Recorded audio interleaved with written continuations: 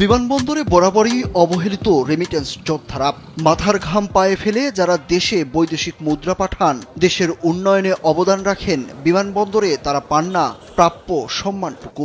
ঢাকার হযরত শাহজালাল আন্তর্জাতিক বিমানবন্দরে প্রবাসীদের লাগেজ হারিয়ে যাওয়া, লাগেজ ভাঙা এবং লাগেজ পেতে ঘণ্টার পর ঘণ্টা সময় লাগা সহ নানা ধরনের ভোগান্তির অভিযোগ দীর্ঘদিনের। এসব ভোগান্তি কমাতে ব্যবস্থা নিয়েছে শাহজালাল আন্তর্জাতিক বিমানবন্দর কর্তৃপক্ষ।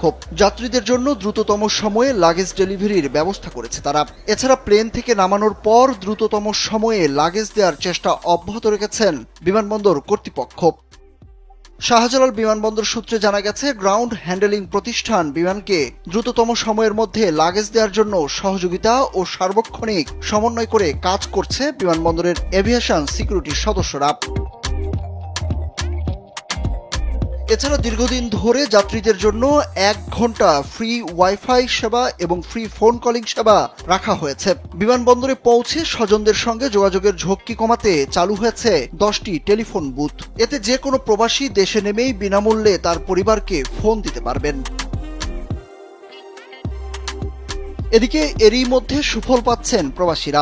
দ্রুত লাগেজ ছাড় পেয়ে স্বস্তি পাচ্ছেন তারা। অনেক প্রবাসী বলছেন, সাধারণত রাত ও ভোরে শাহজালালে বিমান অবতরণ করলে ব্যাপক চাপ থাকে, লাগেজ পেতে সময় লাগে কয়েক ঘন্টা। তবে এখন অনেক তাড়াতাড়ি বিমানবন্দর থেকে বের হতে পারছেন বলে জানান প্রবাসীরা। অনেকেই বলছেন, চাপ একটু কম থাকলে ইমিগ্রেশন শেষ করে 5 থেকে 6 মিনিটের মধ্যেই লাগেজ পেয়ে যাচ্ছেন। শাহজালাল বিমানবন্দরের নির্বাহী পরিচালক গ্রুপ ক্যাপ্টেন মোহাম্মদ কামরুল ইসলাম গণমাধ্যমকে বলেন, বিমানবন্দরের সার্ভিস উন্নত করার চেষ্টা চলছে। এরই অংশ হিসাবে হেল্প ডেস্ক সহ বিমানবন্দরের সব ধরনের সুবিধা আগের চেয়ে অনেক বেশি সক্রিয় হয়েছে। যাত্রীদের যে কোনো তথ্য ও অভিযোগ জানানোর জন্য 13600 নম্বরের কল সেন্টার, নতুন web portal, customer relationship module software সহ আরও নানা উদ্যোগ নেওয়া হয়েছে। এফশেকের পক্ষ থেকে বিমানকে দ্রুততম সময়ে লাগেজ দেওয়ার জন্য সহযোগিতা করা হচ্ছে বলেও জানান তিনি।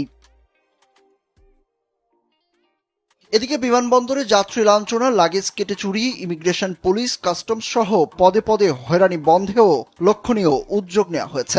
এমন ঘটনা যেন আর না ঘটে সেদিকে দৃষ্টি থাকবে বলে জানিয়েছেন বিমানবন্দর কর্তৃপক্ষ।